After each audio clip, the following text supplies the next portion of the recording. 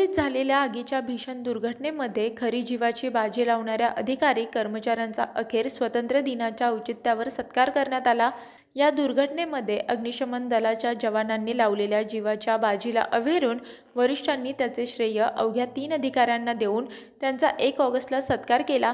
याबाबत कर्मचाऱ्यांच्या संघटनेने उद्योगमंत्र्यांकडे खंत व्यक्त करताच प्रत्यक्ष बचाव कार्यात सहभागी असलेल्या 26 जणांचा ठाणे जिल्हाधिकाऱ्यांच्या हस्ते सत्कार करण्यात आला। डोंबिवली येथे मे महिन्यात भीषण आगीची दुर्घटना घडली। कंपनीत झालेल्या स्फोटामुळे लागलेल्या आगीत 13 जणांचा मृत्यू तर 66 जण जखमी झाले। या बचाव कार्यात अंबरनाथ अग्निशमन दलासोबतच रबाळे MIDC आणि तलोजा MIDC इथल्या अग्निशमन दलाच्या जवानांनी देखील आपल्या जीवाची बाजी लावली होती।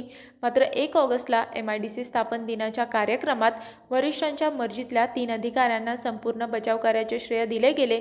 या 3 अधिकाऱ्यांच्या सत्कार सोहळ्याबाबत अग्निशमन दलाच्या कर्मचारी संघटनेने उद्योगमंत्री उदय सामंत यांच्याकडे आपली नाराजी व्यक्त केली। तर कर्मचाऱ्यांनी मांडलेली वस्तुस्थिती लक्षात येताच उद्योगमंत्र्यांनी बचाव कार्यात सहभागी असलेल्या सर्वच अग्निशमन जवानांचा सत्कार करण्याचे सूचित केले आणि स्वातंत्र्य दिनाचे औचित्य साधून ठाणे जिल्हाधिकारी अशोक शिनगारे यांनी त्या 26 अग्निवीरांचा सन्मान देखील केला। यावेळी सन्मानासोबत असताना प्रोत्साहनपर रकमेचा धनादेश देखील देण्यात आला। यामध्ये रबाळे MIDCच्या 12, अंबरनाथच्या 9 तर तलोजातील 5 अधिकारी आणि जवानांचा समावेश असून हा केवळ सत्कार नसून भविष्यातल्या दुर्घटनांमध्ये परिस्थितीला सामोरे जाण्याचे दिलेले बळ असल्याची भावना उद्योगमंत्री उदय सामंत यांनी व्यक्त केली।